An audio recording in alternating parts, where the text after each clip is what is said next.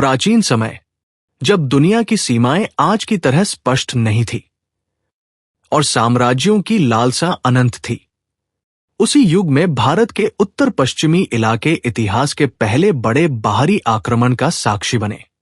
करीब ईसा पूर्व 550 के आसपास पश्चिम में उभर रहा था एक शक्तिशाली साम्राज्य, फारस का साम्राज्य, जिसके शासक थे साइरस महान, जिन्हें इतिहास साइरस दी ग्रेट नाम से जानता है।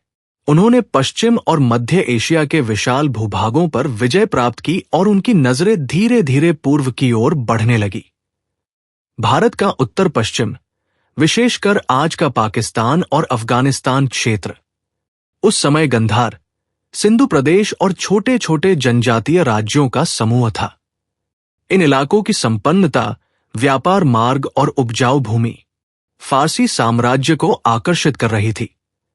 सबसे पहले साइरस महान ने अपने अभियान में गंधार के बड़े हिस्सों पर नियंत्रण स्थापित किया।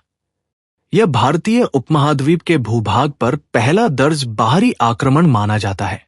हालांकि यह हमला पूरे भारत पर नहीं था, लेकिन यह वो क्षण था जिसने पहली बार उपमहाद्वीप को विदेशी साम्राज्य की महत्वाकांक्षा का सामना कराया। साइरस की मृत्यु के बाद सत्ता संभाली दारियस प्रथम, जिसे इतिहास दारियस दी ग्रेट कहता है। उसकी विस्तारवादी नीति और भी अधिक स्पष्ट थी।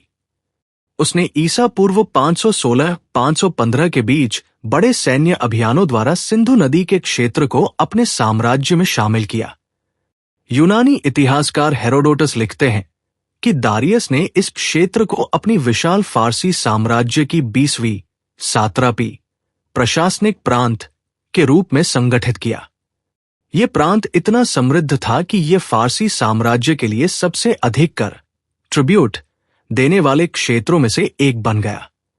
इस समय भारतीय सैनिक, जिन्हें हिंदू या इंदोई कहा जाता था, फारसी सेना में भी शामिल किए जाने लगे।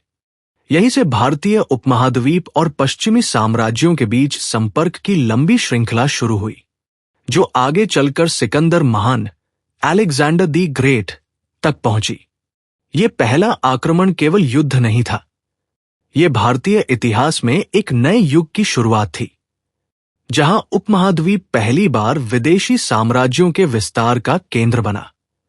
और यह वो क्षण था जिसने आने वाली सदियों तक भारत के राजनीतिक और सांस्कृतिक इतिहास को प्रभावित किया।